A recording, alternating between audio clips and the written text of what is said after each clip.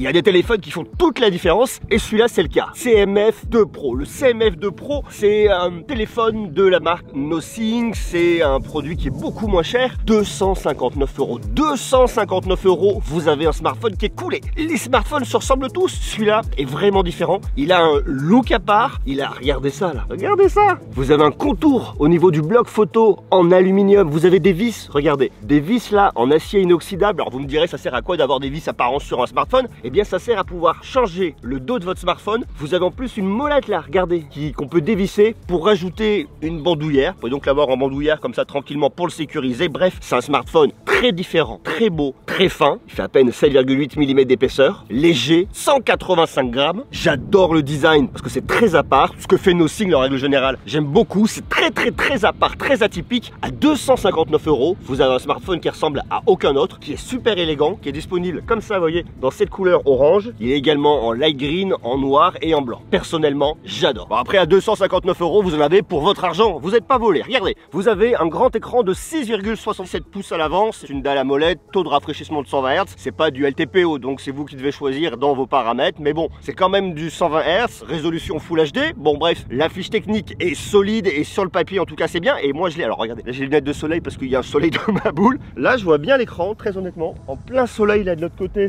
ça se voit, mais c'est moins bon. Il nous annonce un pic de luminosité de crête à 3000 nits. Lorsque vous êtes à l'extérieur, on est quoi, à 1300 nits, me semble-t-il. Et sinon, 800 nits en intérieur. En intérieur, aucun problème. Là, je vous dis, je suis dehors, il y a le soleil qui est là. Il est quoi, 8h30 du mat. Je vois bien, là aussi. Bon, ça va, c'est vraiment bien. L'écran est très grand. Et ce qu'ils ont fait qui est pas mal aussi, c'est qu'ils ont des bords incurvés. Ce qui vous permet d'avoir, je sais si vous allez bien voir, un écran qui vient vraiment au bord. C'est-à-dire qui se rapproche vraiment du bord, sur le haut, sur le bas et sur les côtés. Donc, vous n'avez pas de grands montons, vous n'avez pas de grandes bandes noires dégoûtantes. Ça, c'est pas mal. Bon, et cerise sur le gâteau, vous avez un taux d'échantillonnage tactile de 1000 Hz. Est-ce que ça va vous servir à grand chose? Dans l'idée, non. Mais par contre, ce qui est pas mal, c'est que vous avez quand même grand écran, confortable pour regarder des films, des séries, c'est plutôt bien. À 259 €, c'est pas une brute de performance. On va pas jouer à des jeux de maboule avec. Mais pour tous vos contenus, vos emails, le multimédia, franchement, ça, c'est vraiment bien fait. Faut toujours qu'on revienne au tarif. 259 €. Faut vraiment y penser parce que à 259 €, vous avez un smartphone qui est cool et qui en plus est très joli. Regardez, à l'intérieur, vous le verrez pas par transparence, mais vous avez un Mediatek, un Dimensity 7300 Pro. Bien évidemment, c'est un smartphone 5G. 5G, 259 €, ça me paraît normal. Quoique, il y en a un tout petit peu moins, ils sont pas encore 5G. Celui-là, il est vraiment 5G. Donc ça, c'est cool. Vous avez 8 Go de RAM à l'intérieur, ok. Et vous avez soit 128, soit 256 Go de stockage. Donc déjà, c'est quand même assez conséquent. Et ce qui est bien, c'est que vous pouvez l'étendre grâce à une carte micro SD jusqu'à 2 Tera. Ça veut donc dire que vous pouvez quand même en rajouter un petit peu à l'intérieur pour toutes vos photos, pour ce que vous voulez. Il n'y a aucun problème. Et bien évidemment, on se retrouve un petit peu usuellement aujourd'hui dans les smartphones, vous avez la technologie RAM Booster jusqu'à 16 Go de RAM. Ça prend sur le stockage, ça rajoute de la RAM, c'est de la RAM virtuelle. C'est pas aussi bon qu'une vraie RAM, mais pour autant, ça fonctionne quand même. Donc une fois de plus, à 259 balles, c'est quand même vraiment pas mal du tout. Et vous avez une grosse batterie de 5000 mAh à l'intérieur. Alors, ok, grosse batterie. Je trouve que l'autonomie, c'est pas la meilleure. Elle va descendre assez rapidement, alors on peut la tenir une bonne journée, sans aucun problème. Une journée, allez, une journée et demie si on y va tranquille. Mais je trouve quand même que l'autonomie, elle descend. Et ça, des fois, bon, c'est peut-être un point qu'on pourrait améliorer sur ce smartphone, c'est l'autonomie. Il a malgré tout une grosse batterie, mais ça pourrait être perfectible. En règle générale, dans cette gamme de prix, les smartphones tiennent longtemps. Celui-là, il tient, attention, il tient. Je vais pas vous dire qu'il vous fera pas la journée. Vous le rechargez en 33 watts, il n'y a pas de problème. Faut-il acheter encore le chargeur parce qu'il n'est pas inclus dans la boîte, qui est aujourd'hui le cas un peu partout, donc il n'y a rien de surprenant. Mais bon, on aurait pu espérer une autonomie un peu meilleure. Voilà, c'est pour moi là où le bas blesse un petit peu sur ce smartphone. Après, il y a un truc qui est pas mal, c'est que vous avez de la recharge filaire inversée, donc vous branchez votre smartphone et vous en branchez soit un autre ou vous branchez vos écouteurs. Vous le rechargez en 5 watts. Bon, pour filer un petit coup de pouce. Après, évitez de vider la batterie. Gardez-la pour vous. Enfin, en tout cas, c'est mon conseil. Après, ce qui nous intéresse, c'est la configuration photo. Parce que regardez, vous avez 3 optiques à l'arrière et une optique à l'avant. Surtout, vous avez une caméra principale de 50 mégapixels, 50 mégapixels avec autofocus à détection de phase, pas mal du tout. Stabilisation, par contre, je vous le dis, 259 €, c'est pas extraordinaire pour un mec comme moi qui tremble. Bon, mais on regarde les photos dans quelques instants, donc vous allez voir le résultat. Vous avez, en plus de ça, un ultra grand angle qui est par là, regardez, de 8 mégapixels, et vous avez un téléobjectif en plus de 50 mégapixels, c'est pas mal du tout, et c'est plutôt rare dans cette gamme de prix d'avoir une configuration aussi complète. 50 mégapixels avec un zoom optique x2, et on va jusqu'à un zoom numérique x20. Et puis à l'avant, caché juste ici, là, vous avez une caméra de selfie. Alors là, on va pas trop, là, je suis quand même matin, la lumière est pas folle, enfin si la lumière est belle mais c'est compliqué de voir. Enfin bref, vous avez une caméra de selfie au milieu, 16 mégapixels. Et vous êtes prêts? Allez, on regarde les photos. Alors on regarde les photos.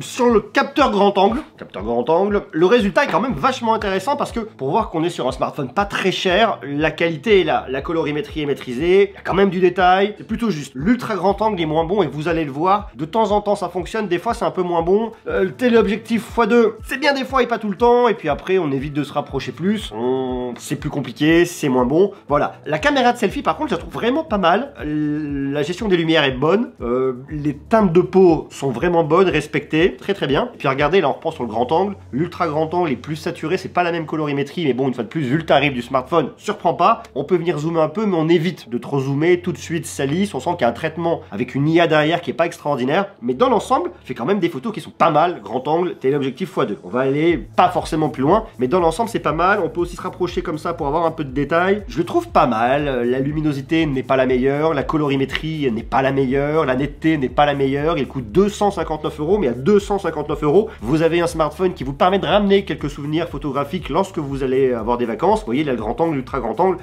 c'est pas terrible, mais bon, on peut quand même avoir des choses qui sont très sympas. Là, c'est pareil, vous voyez, hop, sur les parasols de Deauville, l'ultra grand angle, c'est pas du tout la même colorimétrie, c'est beaucoup trop jaune sur le sable, mais quand même, ça fait la blague et ça permet d'avoir quelques souvenirs qui sont pas mal. La nuit, par contre, bon, voilà, il a beaucoup de mal la nuit, que ce soit au niveau de la stabilisation pour avoir les lumières, pour avoir de bonnes lumières, il a tout de suite beaucoup plus de mal. La nuit, il est pas très bon, vous voyez, là, par exemple, moi, je suis pas net, c'est pas très bon. Bon, voilà, on passe très rapidement dessus, mais dans l'ensemble, si vous cherchez quand même un smartphone qui permet d'avoir bonne photo avec une bonne caméra de selfie, un tarif extrêmement maîtrisé, eh bien, pour moi, le CMF Phone 2 Pro est pas mal du tout, vraiment pas mal du tout. Et comme c'est un smartphone de la marque Nothing, on a Nothing OS 3.2 qui est basé sur Android 15. Et Nothing OS 3.2, c'est vraiment beau et ça donne beaucoup de charme à cette expérience. Déjà, vous avez les icônes qui sont très particulières, très belles, vous avez toute l'expérience ici qu'on va retrouver. Alors, la seule chose, comme on est sur un smartphone de Nothing, même si c'est CMF, vous n'avez pas de glyph interface derrière. Après, malgré tout, ils vous ont fait un dos qui est super beau, donc ça c'est quand même vraiment bien. Vous allez après dans vos paramètres et vous avez un peu toute l'expérience qu'on connaît chez Nothing. Avec l'arrivée, ça c'est nouveau et c'est arrivé il n'y a pas longtemps sur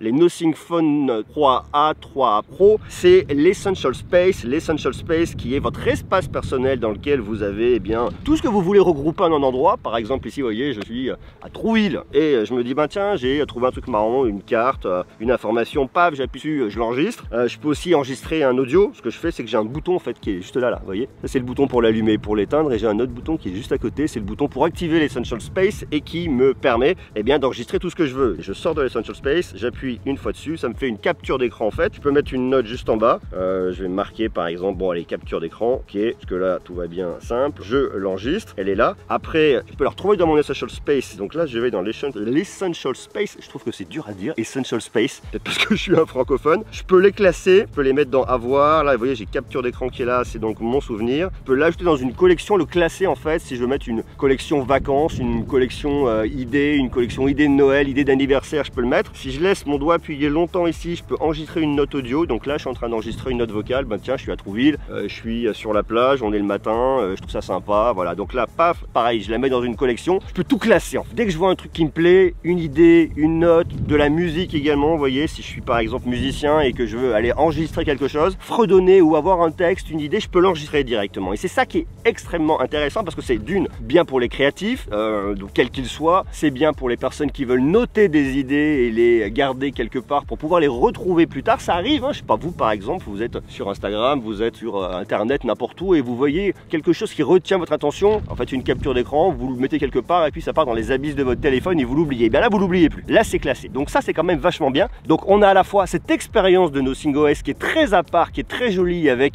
des sonneries qui sont très différentes. Enfin bref, quelque chose qui est vraiment chouette et que j'adore personnellement chez Nothing, dans un design d'un smartphone plus classique, mais très différenciant parce que vous avez un dos qui est cool à 259 € avec l'Essential Space, avec l'Essential Button que vous avez là. Bref, vous avez une expérience qui est très cool. D'un point de vue logiciel, c'est bien, c'est complet, c'est différent, c'est atypique. Si malgré tout vous ne voulez pas l'expérience Nothing, vous pouvez avoir une expérience Android un peu plus classique. On peut, bien évidemment, ça perd son charme je trouve, mais on peut. Puis l'Essential Space, c'est pas mal, c'est malin, ça a du sens et ça va évoluer, donc ça c'est cool.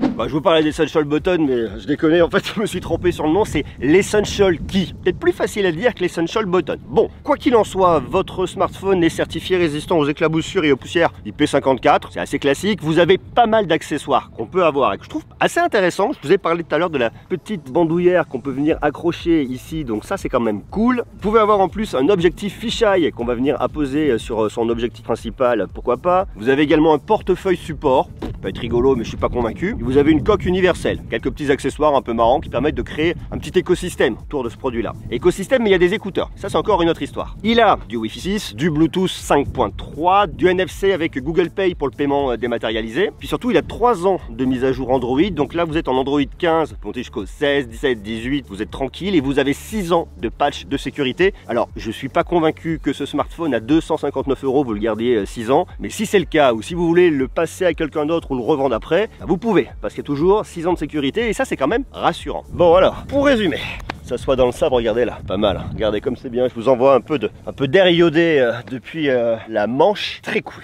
On récapitule, 259 €. 259 €, vous avez un design très atypique. Un design avec un smartphone très joli que j'aime tout particulièrement. Et souvent, les smartphones aux alentours de 250 €, 300 €, voire 200 €. C'est pas eux qui ont les designs les plus foufous. Celui-là, par contre, il a un design qui est vraiment foufou, qui est vraiment joli, j'adore. Il est très à part, très atypique. Je le préfère dans cette couleur, j'ai la voix qui part. Je le préfère dans cette couleur orange. Je le trouve super élégant. J'adore la finesse, j'adore la légèreté. Il est un peu, par contre, un peu épais, vous voyez. Je fais pas complètement le tour avec mes mains. C'est pas le smartphone le plus petit au niveau de la taille et du format. Taille d'écran, je vous ai dit 77 pouces. C'est une belle dalle AMOLED. Donc on a un smartphone qui est élégant, qui est fin, qui est léger, qui a un bel écran, qui est assez performant, franchement, pour faire ce qu'on veut. Moi, j'ai utilisé pour plein de choses. J'ai pas eu de ralentissement. Vous avez vu les photos. Bon, ça fonctionne. La batterie, c'est pas la meilleure. Je trouve que ça aurait pu être meilleur au niveau de l'économie d'énergie. Ça aurait pu être meilleur au niveau de l'autonomie. Ça reste convenable. De toute façon, vous le rechargez suffisamment rapidement, 33 watts. Donc bon, pas de mauvaise surprise ici. Je tiens vraiment à dire qu'à 259 €, vous avez un smartphone qui est super cool, avec l'expérience Nothing OS, avec l'Essential Key, le petit bouton que vous avez là pour garder tous vos souvenirs en mémoire. Et donc si on cherche un premier smartphone, un smartphone qui vous lâchera pas, un smartphone dont on n'a pas honte, un smartphone qu'on peut emmener partout avec soi, et ben celui-là, 259 €, franchement, faites une belle affaire. S'il vous intéresse, le lien est dans la description et il y a une autre vidéo qui est là, foncez la voir, elle est aussi très cool et elle parle de Nothing. Et ça c'est bien aussi.